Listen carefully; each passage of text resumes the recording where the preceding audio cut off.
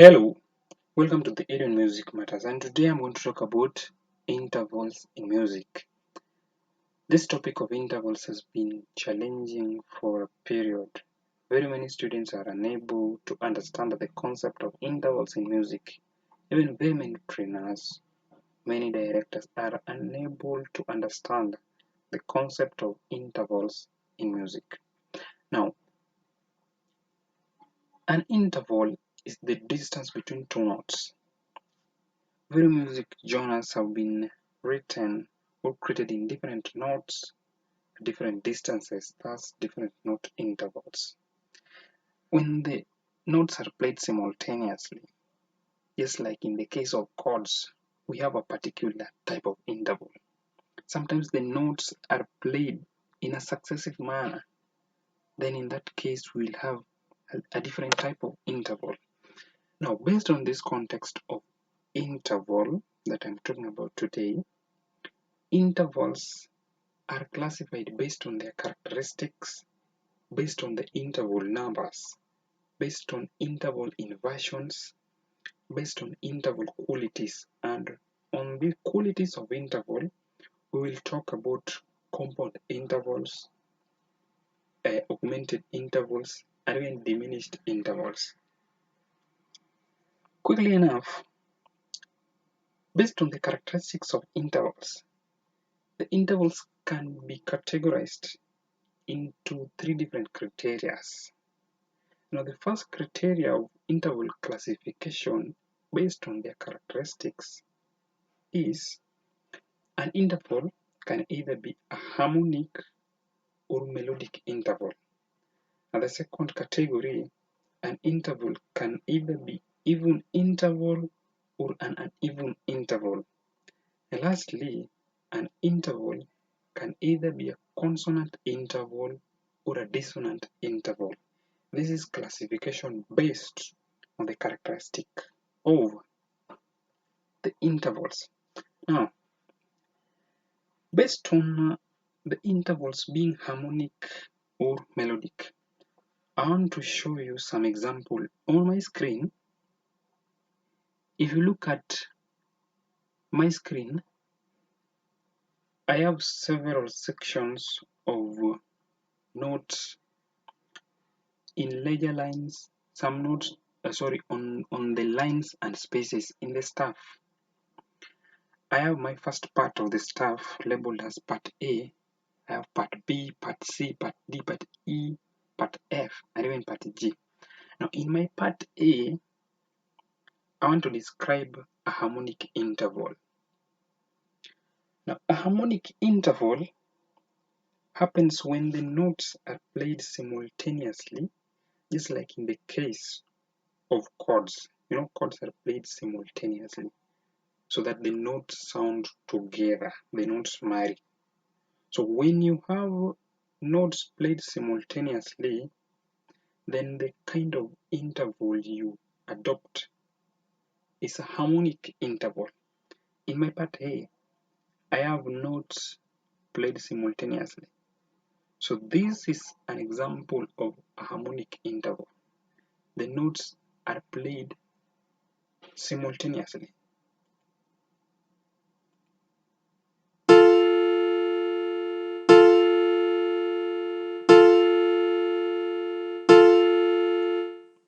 So that is an example of a harmonic interval.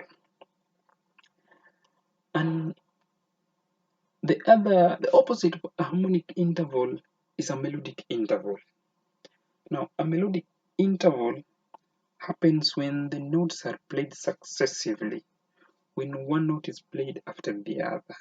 For example, in the case of melodies, when you play a melody, you play a note after the other. So when you have that kind of interval, then the interval becomes a melodic interval.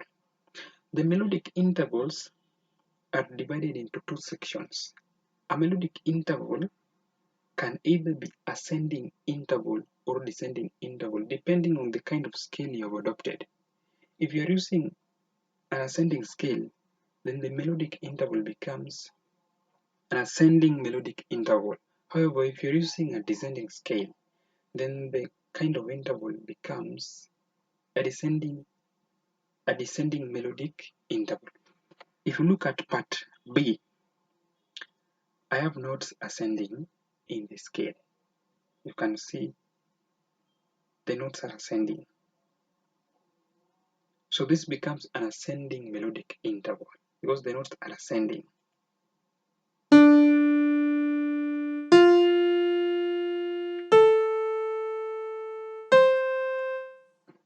You can hear the notes ascending. However, if you look at part B, I have my notes descending. You can see the notes are descending in the scale. So this is an example of a descending melodic interval. And you can hear it descend.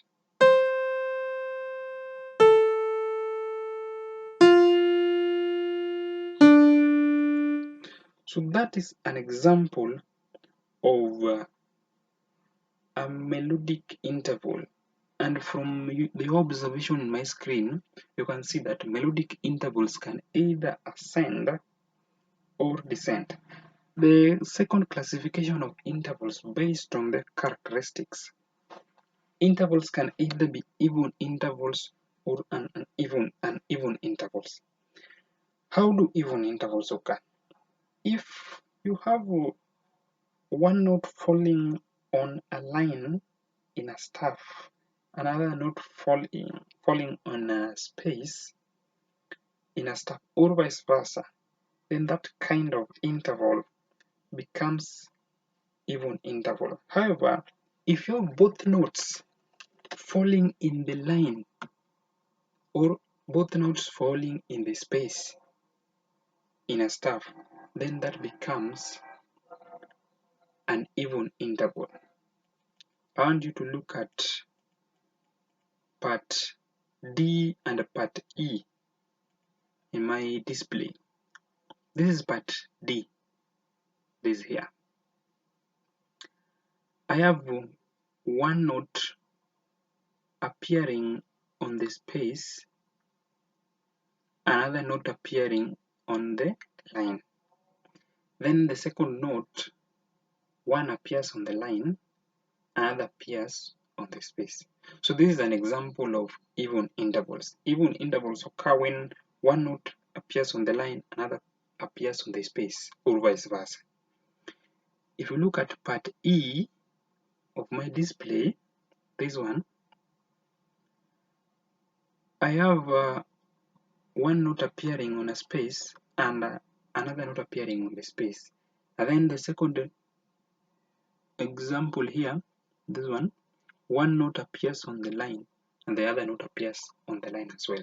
So when you have two notes appearing either on the space or two notes appearing either on the line, then that becomes an even interval. The last classification of intervals based on their characteristics.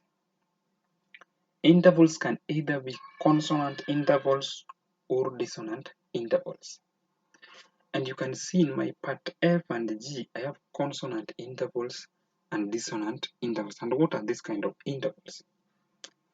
If you have the notes sounding unpleasant and tense, the notes build some kind of pressure, then that becomes a dissonant interval.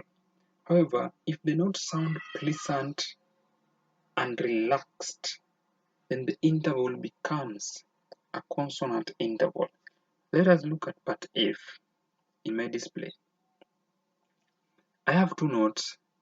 I want to find out if the notes sound pleasant and relaxed. The notes of the intervals should either sound pleasant, relaxed, or they should sound unpleasant and tense, so that I find out what kind of interval I have. So in my part F,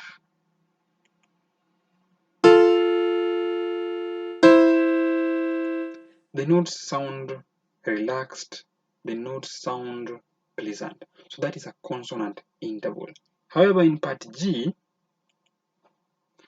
the notes sound tense, and unpleasant.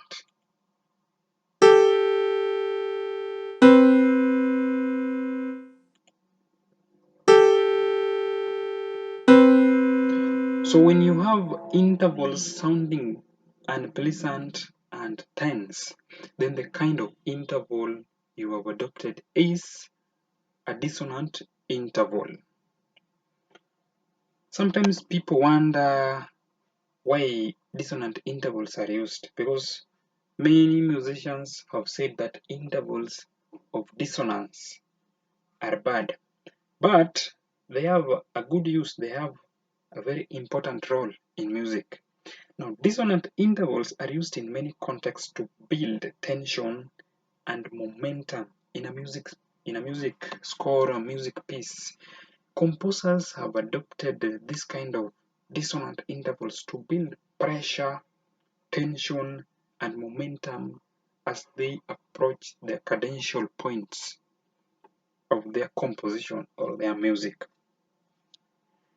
In the Western world, the intervals of unison, the intervals of minor third, major third, perfect fifth, minor and major sixth, and even octaves are considered to be consonant intervals because they sound pleasant and relaxed.